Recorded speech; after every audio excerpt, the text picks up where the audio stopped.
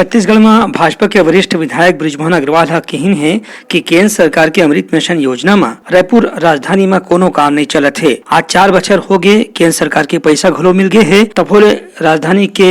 रहवैया मन ला अभी तक पिए के पानी ठीक ढंग ले नहीं मिलत है और टैंकर के भरोसा में कॉलोनी मन में गर्मी के मौसम ला बिताए जात है। विधानसभा में ध्यानाकर्षण सूचना के माध्यम ले बृजमोहन अग्रवाल आरोप लगाइन कि केंद्र सरकार के अमृत मिशन योजना के लागू करे के जो प्रयास हो रही से तो पाछू बछर दिसंबर महीना ले ही शुरू करे गे रही से और आज तक ओकर टेंडर लागू नहीं करे गे है। श्री अग्रवाल के कहना रही से कि केंद्र सरकार हा छोटे छोटे शहर में पिए के पानी 12 महीना पहुँचाए बर ये योजना शुरू करे रही से फिर राज्य के कांग्रेस सरकार है योजना में ढीला ढाली करत है। 440 करोड़ रुपए रायपुर शहर में अमृत मिशन योजना के अंतर्गत मिले हैं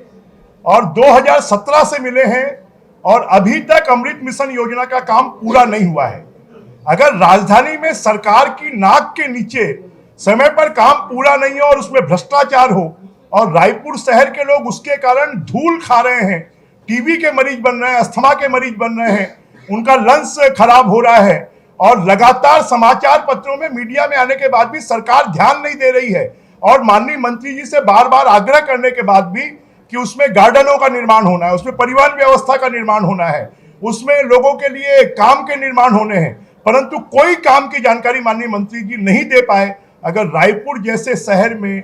पेयजल के मामले में सरकार इतनी लापरवाह है और आज भी टैंकर चलाने पड़ रहे हैं और इसमें भ्रष्टाचार का आलम खुला आलम है कि खाली पैसा खाने का काम कर रहे हैं और ठेकेदारों को सहयोग करके और अपना जेब भरने का काम कर रहे हैं और रायपुर शहर की पेयजल योजना को ध्वस्त कर रहे हैं। कांग्रेस के राज में क्योंकि कहीं न कहीं नक्सलियों की विचारधारा से कांग्रेस नजदीक है और इसलिए नक्सलियों के विरुद्ध कार्रवाई करने की बजाय उनको सहयोग देती है कि भटके हुए नौजवान हैं उनको रास्ते पर लाना है, परंतु नक्सलवादियों का जो काम करने का तरीका है, अभी बहुत दिनों बाद राजनांदगांव जिले में फिर बड़ी घटना हुई, 2 पुलिस वालों को उन्होंने मार दिया।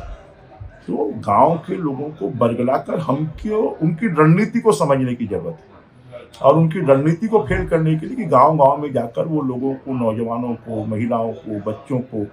उकसाकर अपनी पैठ बना रहे हैं और इस पैठ को समाप्त करने में छत्तीसगढ़ सरकार लगातार असफल साबित हो रही है। ब्यूरो रिपोर्ट, उतलंघा न्यूज। सोर संदेश द बज़ उतलंघा के खबर चारों मुड़ा है नजर।